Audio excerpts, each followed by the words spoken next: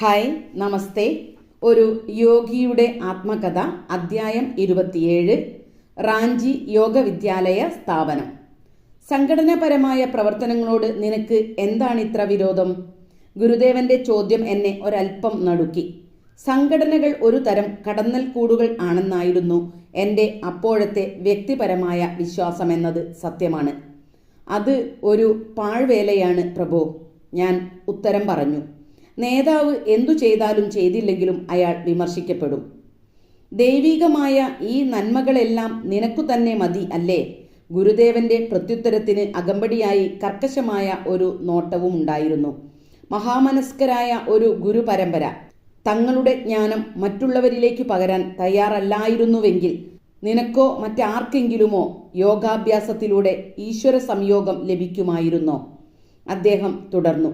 ഈശ്വരനാണു തേൻ, സംഘടനകൾ തേനീച്ചക്കൂടും. രണ്ടും ആവശ്യമാണ്. പരമാത്മാവ് കുടികൊള്ളുന്നില്ല എങ്കിൽ ഏതു രൂപവും തീർച്ചയായും അർത്ഥശൂന്യമാണ്. എന്നിരുന്നാലും ആത്മീയ മധു നിറഞ്ഞ കർമ്മനിരതമായ തേനീച്ചക്കൂടുകൾ നിനക്ക് എന്തുകൊണ്ട് തുടങ്ങിക്കൂടാ? അദ്ദേഹത്തിന്റെ ഉപദേശം എൻ്റെ ഹൃദയത്തെ സ്പർശിച്ചു.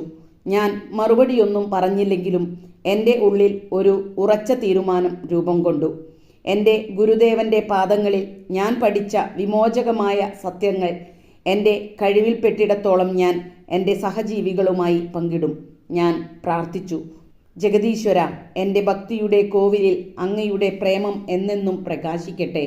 അങ്ങയുടെ പ്രേമം എല്ലാ ഹൃദയങ്ങളിലും ഉണർത്താൻ എനിക്കു കഴിയുമാറാകട്ടെ. മുമ്പൊരിക്കൽ ഞാൻ സന്യാസം സ്വീകരിക്കുന്നതിനു മുമ്പ് ശ്രീ യുക്തേശ്വരൻ അപ്രതീക്ഷിതമായ ഒരു പരാമർശം നടത്തി. നിന്റെ വാർദ്ധക്യത്തിൽ ഒരു ഭാര്യയുടെ തുണ നിനക്കില്ലല്ലോ എന്ന് നീ എത്ര കുണ്ഠിതപ്പെടും? അദ്ദേഹം പറഞ്ഞിരുന്നു. തൻ്റെ ഭാര്യയെയും മക്കളെയും പോറ്റാൻ ഒരു ഗൃഹസ്ഥൻ കഷ്ടപ്പെടുന്നത് ഈശ്വരന്റെ ദൃഷ്ടിയിൽ കൃതാർത്ഥത നൽകുന്ന ഒരു കാര്യമാണെന്ന് നീ സമ്മതിക്കുന്നില്ലേ? പ്രഭോ, ഞാൻ ഭീതിയോടെ പ്രതിഷേധിച്ചു. ഈ ജന്മത്തിൽ എൻ്റെ അഭിനിവേശം വിശ്വപ്രിയനു മാത്രമുള്ളതാണെന്ന് അങ്ങേക്ക് അറിയാമല്ലോ. ഗുരുദേവൻ ആർത്തു ചിരിച്ചപ്പോൾ എനിക്ക് മനസ്സിലായി അദ്ദേഹത്തിൻ്റെ വാക്കുകൾ എന്നെ പരീക്ഷിക്കാൻ വേണ്ടി മാത്രം പറഞ്ഞതായിരുന്നുവെന്ന്. അദ്ദേഹം അവധാനപൂർവം പറഞ്ഞു.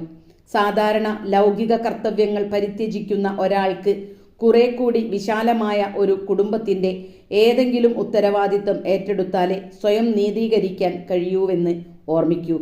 യുവാക്കൾക്ക് ഉചിതമായ വിദ്യാഭ്യാസം എന്ന ആദർശം എപ്പോഴും എനിക്ക് പ്രിയപ്പെട്ട ഒന്നായിരുന്നു. ശരീരത്തിൻ്റെയും ബുദ്ധിയുടെയും മാത്രം വികാസം ഉന്നം വെച്ച സാധാരണ വിദ്യാഭ്യാസത്തിൻ്റെ ശുഷ്കമായ ബലങ്ങൾ എനിക്ക് വ്യക്തമായി ബോധ്യപ്പെട്ടിരുന്നു. സദാചാര ആത്മീയ മൂല്യങ്ങൾ ഔപചാരിക പാഠ്യപദ്ധതിയിൽ ഇനിയും ഉൾക്കൊണ്ടിട്ടില്ല. അവ വിവേചിച്ച് അറിയാതെ ഒരു മനുഷ്യനും സന്തുഷ്ടിയിൽ എത്താൻ കഴിയില്ല. ബാലന്മാർക്ക് പുരുഷത്വത്തിൻ്റെ പൂർണ്ണതയിലേക്ക് വളർന്നുയരാൻ കഴിയുന്ന ഒരു വിദ്യാലയം സ്ഥാപിക്കാൻ ഞാൻ ഉറച്ചു. ബംഗാളിലെ ഒരു ചെറിയ ഗ്രാമപ്രദേശമായ ദിഹികയിൽ 7 കുട്ടികളോടെ എൻ്റെ ആദ്യ ചുവട് ഞാൻ വച്ചു. ഒരു വർഷത്തിനു ശേഷം 1918 വേഗം വളരുന്ന എൻ്റെ വിദ്യാർത്ഥി സമൂഹത്തെ കാസിം ബസാർ മഹാരാജാവായ സർ മനീന്ദ്രചന്ദ്ര നന്ദിയുടെ മഹാമനസ്കത കൊണ്ട് റാഞ്ചിയിലേക്കു മാറ്റാൻ എനിക്കു കഴിഞ്ഞു. കൽക്കത്തയിൽ നിന്ന് ഏതാണ്ട് 200 മൈൽ അകലെ ഝാർഖണ്ഡിലെ ആ പട്ടണം ഭാരതത്തിലെ ഏറ്റവും ആരോഗ്യകരമായ ഒരു കാലാവസ്ഥയാൽ അനുഗ്രഹീതമാണ്. റാഞ്ചിയിലെ കാസിം ബസാർ കൊട്ടാരം യോഗദാ സത്സംഗ ബ്രഹ്മവിദ്യാലയം എന്നു ഞാൻ പേരിട്ട പുതിയ പാഠശാലയുടെ പ്രധാന കെട്ടിടമായി. പ്രൈമറി, സെക്കൻഡറി തലത്തിലേക്കുള്ള പാഠ്യവിഷയങ്ങൾക്കായി ഞാൻ പഠന പദ്ധതി സംഘടിപ്പിച്ചു.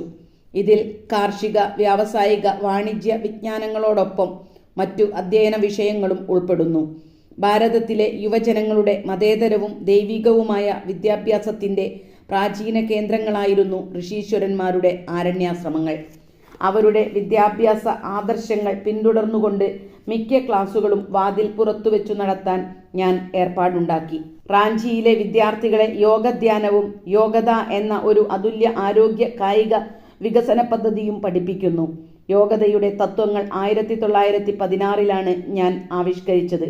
മനുഷ്യ ശരീരം ഒരു വൈദ്യുത ബാറ്ററി പോലെയാണെന്ന് മനസ്സിലാക്കിക്കൊണ്ട് മനുഷ്യന്റെ ഇച്ഛാശക്തിയുടെ നേരിട്ടുള്ള പ്രവർത്തനത്താൽ അതിനെ ഊർജത്താൽ പുനർപൂരിതമാക്കാൻ കഴിയുമെന്ന നിഗമനത്തിൽ ഞാൻ എത്തി. ഏതുതരത്തിലുള്ള ഒരു പ്രവൃത്തിയും ഇച്ഛിക്കൽ കൂടാതെ അസാധ്യമായതുകൊണ്ട് തൻ്റെ കായബലം പുനഃസ്ഥാപിക്കാൻ പ്രഥമചാലകമായ ഇച്ഛാശക്തിയെ മനുഷ്യന് ഉപയോഗിക്കാം. പ്രയാസമേറിയ ഉപകരണങ്ങളോ യാന്ത്രിക വ്യായാമങ്ങളോ ഇതിന് ആവശ്യമില്ല.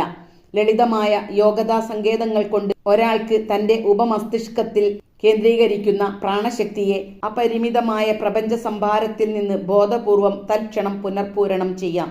റാഞ്ചിയിലെ കുട്ടികൾ യോഗതാ പരിശീലനത്തോട് നന്നായി പ്രതികരിച്ചു.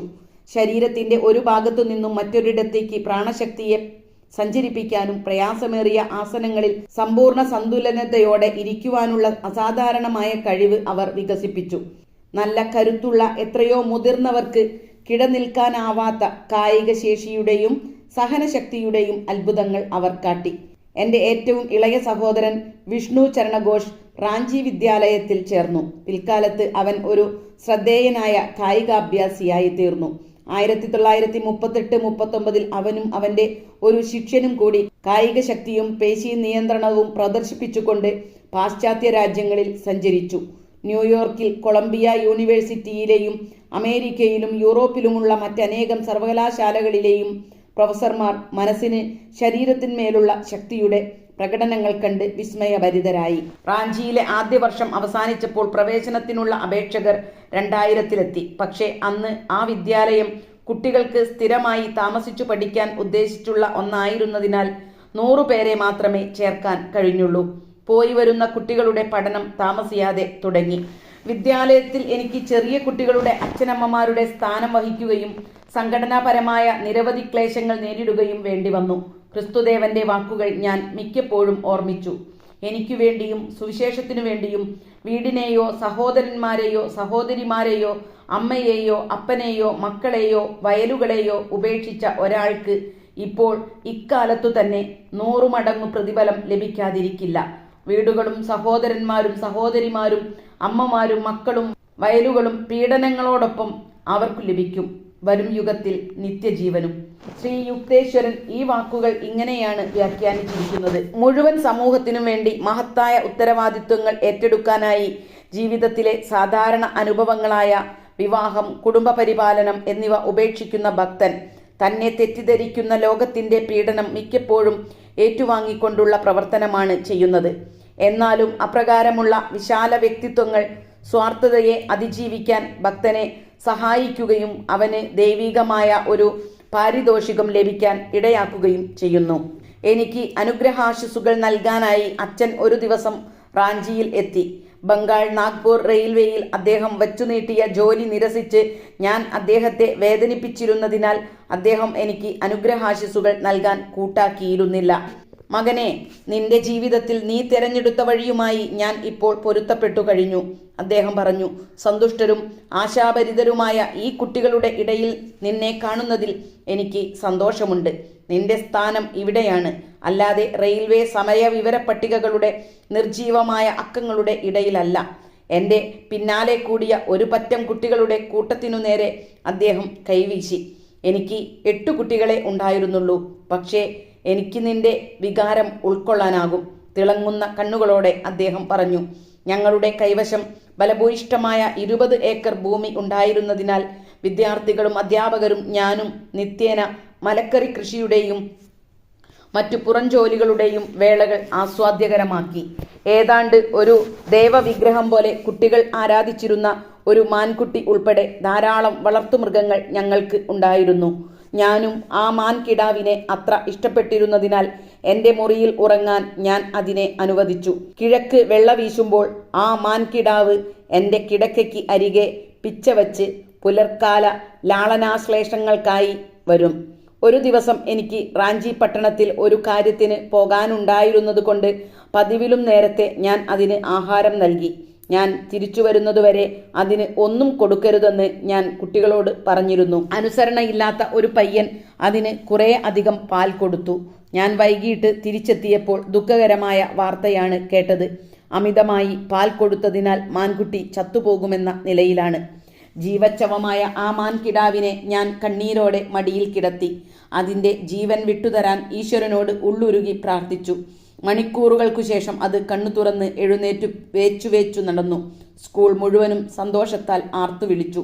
പക്ഷേ ഒരിക്കലും മറക്കാനാവാത്ത ഒരു ഗഹനമായ പാഠം അന്നു രാത്രി ഞാൻ പഠിച്ചു. 2 മണിവരെ ഉറക്കമിളച്ച് ഞാൻ ആ മാൻകുട്ടിയോടൊപ്പം ഇരുന്നു. അതിനുശേഷം ഞാൻ ഉറങ്ങിപ്പോയി. സ്വപ്നത്തിൽ മാൻകുട്ടി പ്രത്യക്ഷപ്പെട്ട് എന്നോട് പറഞ്ഞു, അങ്ങ് എന്നെ പിടിച്ചു നിർത്തുകയാണ്. എന്നെ പോകാൻ അനുവദിക്കൂ. ദയവ് ചെയ്ത് എന്നെ വിടൂ. ശരി, അങ്ങനെയാകട്ടെ, സ്വപ്നത്തിൽ ഞാൻ ഉത്തരം പറഞ്ഞു. ഉടൻ തന്നെ ഞാൻ ഉണർന്നു വിളിച്ചു പറഞ്ഞു, കുട്ടികളെ, മാൻകിടാവ് ചാവാൻ പോവുകയാണ്. കുട്ടികൾ പാഞ്ഞെത്തി.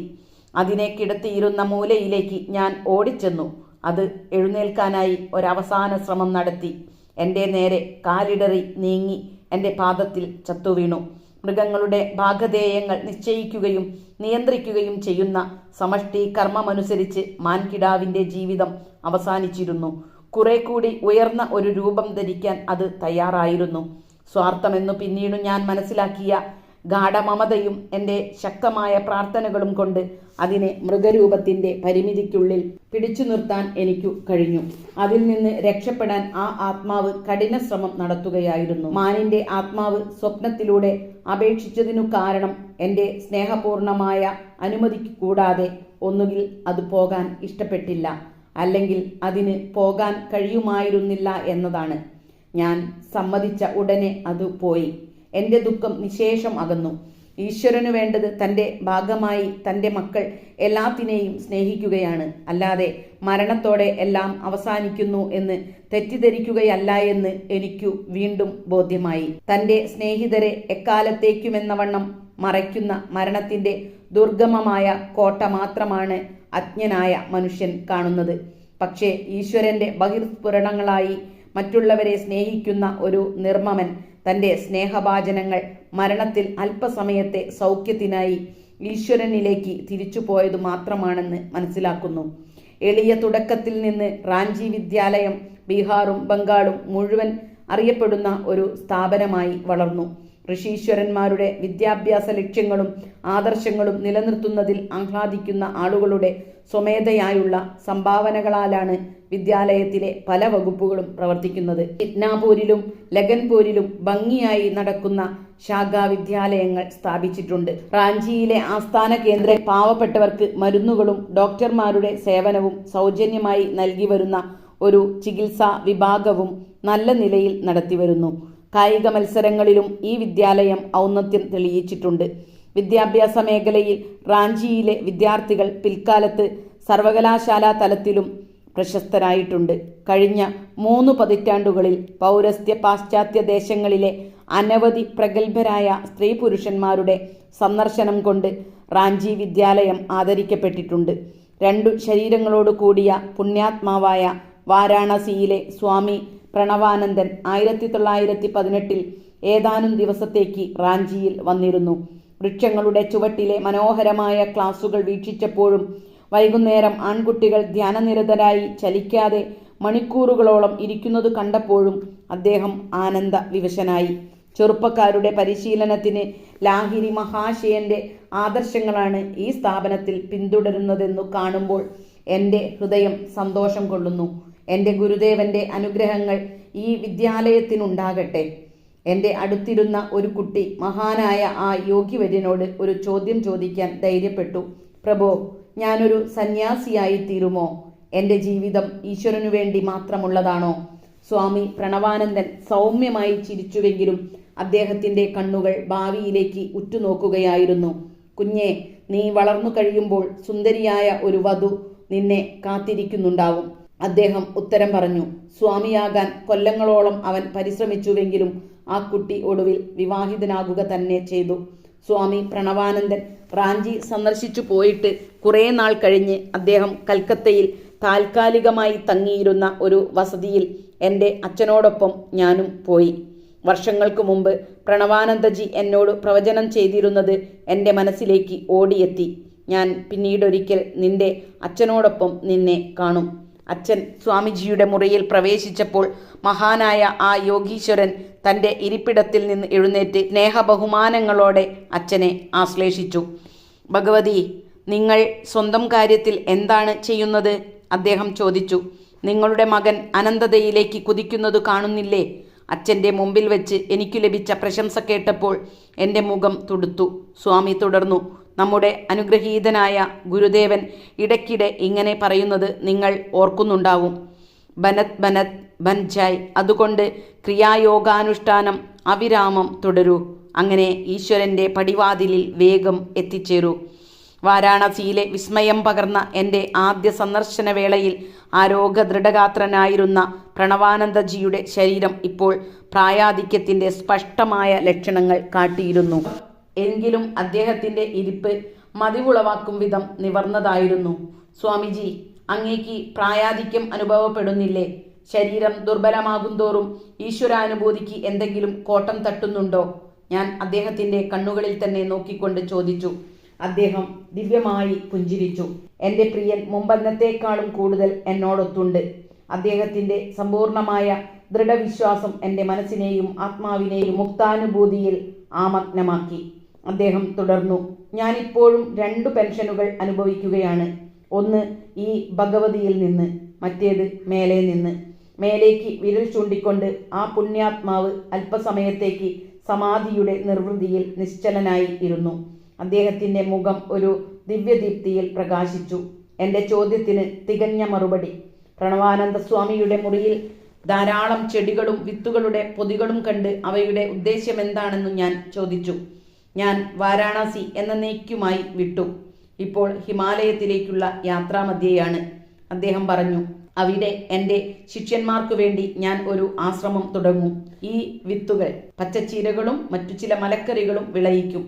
ഈശ്വര സംയോഗത്തിൻ്റെ നിർവൃതിയിൽ സമയം ചെലവഴിച്ചുകൊണ്ട് എൻ്റെ പ്രിയപ്പെട്ടവർ ലളിതമായി ജീവിക്കും. മറ്റൊന്നും വേണ്ട എന്നാണ് അദ്ദേഹം കൽക്കത്തയ്ക്ക് തിരിച്ചു വരികയെന്ന് അച്ഛൻ തൻ്റെ സഹശിഷ്യനോട് ചോദിച്ചു. ഇനി ഒരിക്കലുമില്ല, ആ ദിവ്യൻ പ്രതിവചിച്ചു. എൻ്റെ പ്രിയപ്പെട്ട വാരാണസി ഞാൻ എന്നേക്കുമായി വിട്ട് ഹിമാലയത്തിൽ പോയി അവിടെ എൻ്റെ ദേഹം വെടിയുമെന്ന് ലാഹിരി മഹാശയൻ പറഞ്ഞിരുന്ന വർഷം ഇതാണ്. അദ്ദേഹത്തിൻ്റെ വാക്കുകൾ കേട്ട് എൻ്റെ കണ്ണുകൾ നിറഞ്ഞു. പക്ഷേ സ്വാമിജി പ്രശാന്തമായി പുഞ്ചിരിച്ചു. ജഗജ്ജനനിയുടെ മടിയിൽ സുരക്ഷിതനായി ഇരിക്കുന്ന ഒരു കുട്ടിയെ അദ്ദേഹം എന്നെ ഓർമ്മിപ്പിച്ചു. ഒരു മഹാനായ യോഗിയുടെ പരമോന്നതമായ ആത്മീയ സിദ്ധികൾ സമ്പൂർണമായി നിലനിർത്തുന്ന കാര്യത്തിൽ പ്രായാധിക്യത്തിന് യാതൊരു ദുസ്വാധീനവും ചെലുത്താനാവില്ല. തൻ്റെ ശരീരം ഇച്ഛാനുസരണം നവീകരിക്കാൻ അദ്ദേഹത്തിനു കഴിയും. എങ്കിലും പ്രായം ചെല്ലുക എന്ന പ്രക്രിയയെ തടയുവാൻ ചിലപ്പോൾ കൂട്ടാക്കാതെ തൻ്റെ കർമ്മം ഭൗതിക തലത്തിൽ സ്വയം ക്ഷയിച്ചു തീരാൻ അദ്ദേഹം അനുവദിക്കുന്നു. ഒരു പുനർജന്മത്തിൽ തൻ്റെ ശേഷിച്ച കർമ്മശകലങ്ങളെ ചെയ്തു തീർക്കുക എന്ന ആവശ്യകത ഒഴിവാക്കുന്ന സമയലാഭത്തിൻ്റെ ഉപകരണമായി ഇപ്പോഴത്തെ ശരീരത്തെ അദ്ദേഹം ഉപയോഗിക്കുന്നു. പ്രണവാനന്ദജിയുടെ അടുത്ത ശിഷ്യനും എൻ്റെ ഒരു പഴയ സ്നേഹിതനുമായിരുന്ന സനന്ദനനെ മാസങ്ങൾക്കു ശേഷം ഞാൻ കണ്ടു. എൻ്റെ പൂജനീയനായ ഗുരു പോയി കഴിഞ്ഞു, തേങ്ങലുകൾക്കിടയിൽ അദ്ദേഹം പറഞ്ഞു. അദ്ദേഹം ഋഷികേശത്തിനടുത്ത് ഒരു ആശ്രമം സ്ഥാപിച്ച് ഞങ്ങൾക്ക് സ്നേഹവായ്പോടെ പരിശീലനം നൽകി. ഞങ്ങൾ ഏറെക്കുറെ നന്നായി അവിടെ താമസം ഉറപ്പിക്കുകയും അദ്ദേഹത്തിൻ്റെ സാന്നിധ്യത്തിൽ അതിവേഗം ആത്മീയ പുരോഗതി നേടുകയും ചെയ്തപ്പോൾ അദ്ദേഹം ഋഷികേശത്തിലെ ഒരു വലിയ ജനസഞ്ചയത്തിന് അന്നദാനം നൽകാൻ തീരുമാനിച്ചു. ഇത്രയധികം പേർ എന്തിനാണെന്ന് ഞാൻ അന്വേഷിച്ചു. ഇതാണ് എൻ്റെ അവസാനത്തെ ഉത്സവാഘോഷ ചടങ്ങ്, അദ്ദേഹം പറഞ്ഞു. അദ്ദേഹത്തിൻ്റെ വാക്കുകളുടെ പൂർണ്ണമായ അർത്ഥം ഞാൻ മനസ്സിലാക്കിയില്ല. ധാരാളം ഭക്ഷണ പദാർത്ഥങ്ങൾ പാകം ചെയ്യുന്നതിൽ പ്രണവാനന്ദജി സഹായിച്ചു. ഏതാണ്ട് 2000 ആളുകൾക്ക് ഞങ്ങൾ ഭക്ഷണം നൽകി. സദ്യയ്ക്കു ശേഷം അദ്ദേഹം ഉയർന്ന ഒരു പീഠത്തിൽ ഇരുന്ന് അനന്തതയെപ്പറ്റി പ്രചോദനാത്മകമായ ഒരു പ്രഭാഷണം നടത്തി. അതിൻ്റെ പരിസമാപ്തിയിൽ ആദരപൂർവം മിഴിനട്ടുനിന്ന ആയിരങ്ങളുടെ മുന്നിൽ വച്ച് വേദിയിൽ അടുത്തിരുന്ന എൻ്റെ നേരെ തിരിഞ്ഞിട്ട് അസാധാരണമായ ഊർജ്ജസ്വലതയോടെ അദ്ദേഹം പറഞ്ഞു, സനന്ദനൻ, തയ്യാറായിക്കൊള്ളൂ. ഞാൻ ഈ ശരീരപഞ്ചരം വെടിയാൻ പോവുകയാണ്. അന്താളിച്ച് അല്പനേരം മിണ്ടാൻ കഴിയാതെ ഇരുന്ന ഞാൻ വിളിച്ചു പറഞ്ഞു, ഗുരുദേവ, അരുത്, ദയവായി അത് ചെയ്യരുത്. എൻ്റെ വാക്കുകൾ ഉണർത്തിയ അത്ഭുതം കൊണ്ട് ജനസഞ്ചയം നിശബ്ദരായി. പ്രണവാനന്ദജി എന്നെ നോക്കി പുഞ്ചിരി തൂകി. പക്ഷേ അദ്ദേഹത്തിൻ്റെ കണ്ണുകൾ നിത്യതയെ ദർശിക്കാൻ തുടങ്ങിക്കഴിഞ്ഞിരുന്നു. സാർത്തി ആകാതിരിക്കൂ എന്നെപ്പറ്റി ദുഃഖിക്കുകയും അരുത്. ഞാൻ ദീർഘകാലം നിങ്ങളെ എല്ലാ പേരെയും സന്തോഷപൂർവ്വം സേവിക്കുകയായിരുന്നു. ഇപ്പോൾ ആഹ്ലാദിക്കുകയും എനിക്ക് യാത്രാമംഗളം നേരുകയും ചെയ്യൂ. എൻ്റെ വിശ്വപ്രിയനെ കാണാൻ ഞാൻ പോകുന്നു. അദ്ദേഹം മന്ത്രിച്ചു. താമസിയാതെ ഞാൻ വീണ്ടും ജനിക്കും. അല്പകാലത്തെ പരമാനന്ദാനുഭൂതി ആസ്വദിച്ച ശേഷം ഞാൻ ഭൂമിയിൽ തിരിച്ചെത്തി ബാബാജിയോട് ഒത്തുചേരും. എൻ്റെ ആത്മാവ് എന്ന് എവിടെ ഒരു പുതിയ ശരീരം പൂണ്ടുവെന്ന് നീ താമസിയാതെ അറിയും. അദ്ദേഹം വീണ്ടും ഉച്ചത്തിൽ പറഞ്ഞു. സനന്ദനൻ രണ്ടാമത്തെ ക്രിയായോഗത്താൽ ഇതാ ഞാൻ ശരീരപഞ്ചരം വെടിയുന്നു. അദ്ദേഹം ഞങ്ങളുടെ മുമ്പിലുണ്ടായിരുന്ന ജനസമുദ്രത്തെ നോക്കി ഹ്രസ്വമായ ഒരു ആശീർവാദം അവർക്ക് നൽകി. ആത്മീയ നയനത്തിൽ ദൃഷ്ടി ആന്തരികമാക്കി അദ്ദേഹം നിശ്ചലനായി. പരമാനന്ദാവസ്ഥയിൽ അദ്ദേഹം ധ്യാനനിരതനായിരിക്കുകയാണെന്ന് പകച്ചുനിന്ന പുരുഷാരം കരുതി. അപ്പോഴേക്കും അദ്ദേഹം മാംസശരീരത്തിൻ്റെ ദിവ്യമന്ദിരം ഉപേക്ഷിച്ച് തൻ്റെ ആത്മാവിനെ ബ്രഹ്മാണ്ഡ വിശാലതയിൽ നിമഗ്നമാക്കിയിരുന്നു. പത്മാസനത്തിലിരുന്ന ആ ശരീരത്തിൽ ശിഷ്യന്മാർ തൊട്ടുനോക്കി. പക്ഷേ അതിൽ നിന്ന് ചൂട് അകന്നിരുന്നു. മരവിച്ച പുറംചട്ട മാത്രം അവശേഷിച്ചു. അതിലെ താമസക്കാരൻ അമരതീരത്തേക്ക് പലായനം ചെയ്തിരുന്നു. സനന്ദനൻ കഥ പറഞ്ഞു നിർത്തിയപ്പോൾ ഞാൻ ചിന്തിച്ചു. രണ്ടു ശരീരമാർന്ന ദിവ്യൻ മരണത്തിലും ജീവിതത്തിലെന്ന പോലെ നാടകീയത പുലർത്തി. പ്രണവാനന്ദജി ഇനി എവിടെയാണ് ജനിക്കാനിരിക്കുന്നതെന്ന് ഞാൻ അന്വേഷിച്ചു. ആ അറിവ് ഒരു ദിവ്യരഹസ്യമായി ഞാൻ കരുതുന്നു. സനന്ദനൻ പറഞ്ഞു. അത് ഞാൻ ആരോടും പറയാൻ പാടില്ല. ഒരു പക്ഷേ അത് മറ്റു വിധത്തിൽ അങ്ങ് അറിയാൻ ഇടയായേക്കും. ഒരു പുതിയ ജന്മം എടുത്ത പ്രണവാനന്ദജി കുറച്ചു വർഷങ്ങൾക്കു ശേഷം ഹിമാലയത്തിലെ ബദരി നാരായണത്തിൽ പോയി എന്നും അവിടെ മഹാനായ ബാബാജിയുടെ കൂടെയുള്ള താപസവൃന്ദത്തിൽ ചേർന്നുവെന്നും വർഷങ്ങൾക്കു ശേഷം സ്വാമി കേശവാനന്ദയിൽ നിന്ന് ഞാൻ അറിഞ്ഞു.